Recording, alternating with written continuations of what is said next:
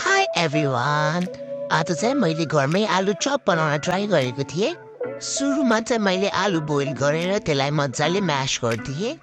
अनि त्यसमा मैले प्याज, क्याप्सिकम, लसुनको पात, नुन, बेसार, जिरा मसला, रातो खुर्सानी, बिरे नुन, चाट मसला, चिकन मसला, अदुवा लसुनको पेस्ट राखेर मजाले त्यसलाई फेरि मुसेँ।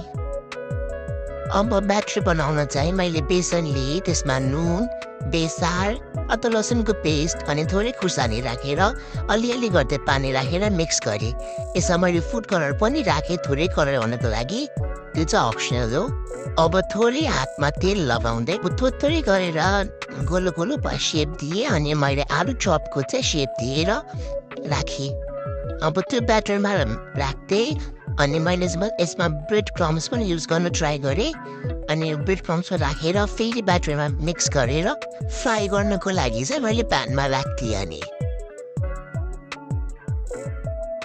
सो यो चाहिँ मेरो फर्स्ट ट्राई थियो घरमै आलु चप बनाउने। त्यस्तो वाउ त केही पनि भएको थिएन, तर ठिकै भएको थियो।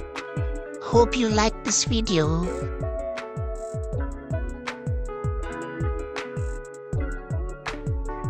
Thank you for watching. Bye bye.